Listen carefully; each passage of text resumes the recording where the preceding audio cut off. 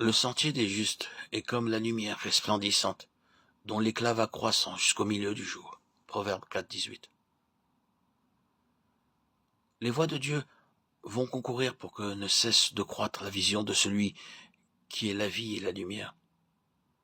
La seconde déclaration du Seigneur à Nicodème concerne l'entrée dans le royaume de Dieu. En vérité, si un homme ne naît d'eau et d'esprit, il ne peut entrer dans le royaume de Dieu. Jean 3, 5. Qu'est-ce que le royaume de Dieu? Le royaume de Dieu est tout ce qui est conforme à la nature de Dieu. C'est tout ce qui vient de Dieu et appartient à Dieu. Et cela définit en quelque sorte les frontières de ce royaume.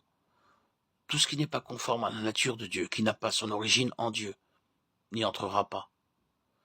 Chaque enfant de Dieu est habité de deux vies, ayant une nature différente, opposées l'une à l'autre.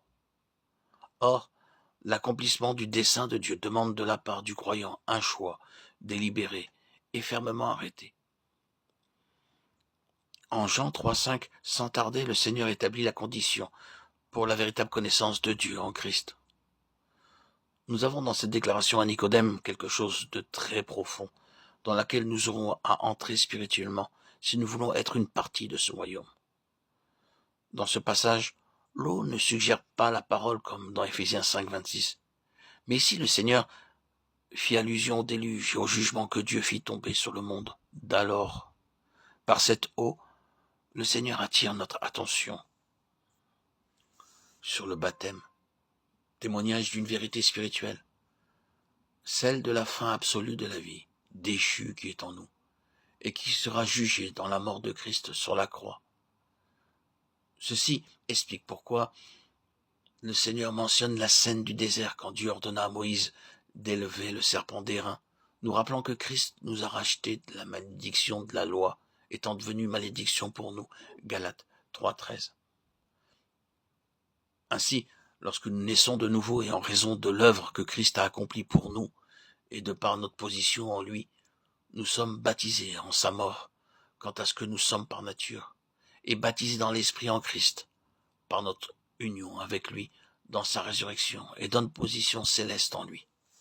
Nous tous qui avons été baptisés en Jésus-Christ, c'est en sa mort que nous avons été baptisés. Romains 6, 3. Nous avons tous été baptisés dans un seul esprit pour former un seul corps. Éphésiens 2, 6. Avant de monter au ciel, le jour de l'ascension, le Seigneur a donné l'ordre de faire des nations, des disciples, et de les baptiser. Il n'a pas dit de faire des nations des croyants, mais des disciples.